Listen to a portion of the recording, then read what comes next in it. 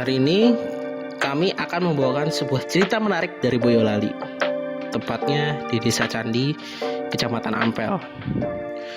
Sebuah kompleks makam tua peninggalan Belanda bernama Kerkhof DSNC menjadi saksi bisu perjalanan sejarah agraris, sosial, dan budaya di tanah Jawa.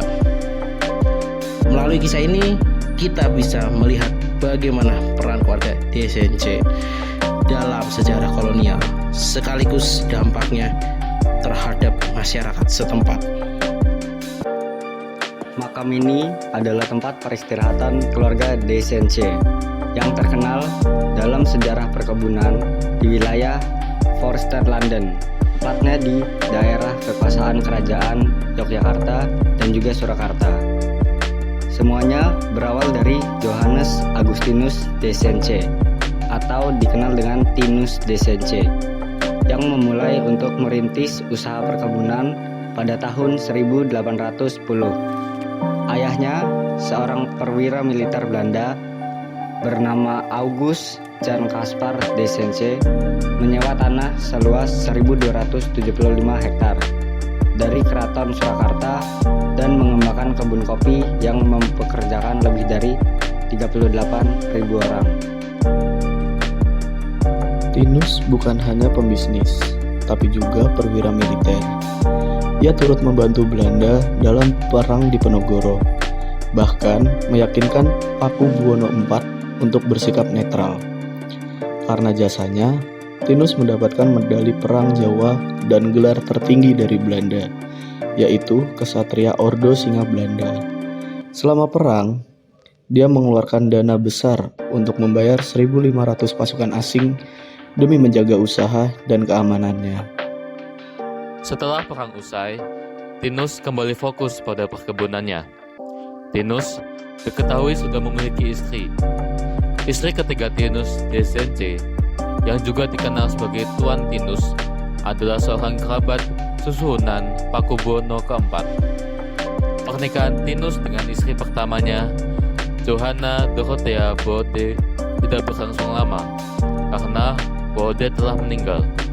Kemudian Tinus menikahi kerabat susuhunan Paku Buwono keempat, Tinus DSNC, yang mewarisi kebun ayahnya di daerah Forster London, juga dikenal sebagai anak dari August dan Caspar, seorang pejabat militer kolonial Belanda. Rumah mereka berada di Ampel, yang bernama Pesanggrahan Madusita, dikenal sangat indah dan mewah, hingga dijuluki sebagai Istana Wedari.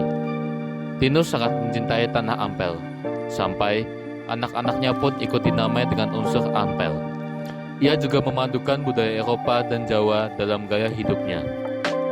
Penduduk setempat yang bekerja di kebun tehnya hidup makmur, dan wilayah Madusita jadi daerah subur dan sejahtera.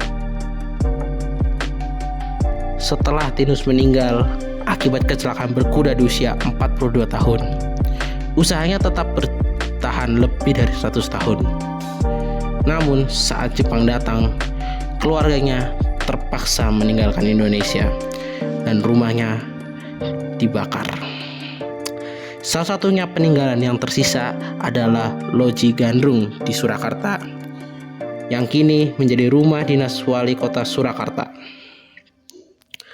Makam Kerkhof sendiri sudah ditata rapi dan dirawat sebagai cagar budaya. Arsitekturnya khas Eropa menjadi saksi sejarah Boyolali yang tidak banyak diketahui oleh masyarakat sekitar. Salah satu keturunan DSNC yang terkenal adalah Ernest DSNC, seorang pelukis yang dekat dengan I.R. Soekarno. Meski berbeda posisi secara politik, hubungan mereka tetap erat. Lukisan-lukisan Ernest bahkan menghiasi Istana Merdeka dan istana-istana lainnya. Melalui kisah Kerkhof DSNC ini, kita bisa belajar bahwa sejarah tidak hanya tercatat lewat perang atau tokoh besar, tapi juga lewat jejak-jejak kecil yang tersembunyi, seperti makam tua, nama anak-anak, hingga lukisan di dinding istana. Semoga cerita ini bisa membuka wawasan kita tentang sejarah Boyolali dan pentingnya melestarikan warisan budaya. Thank you.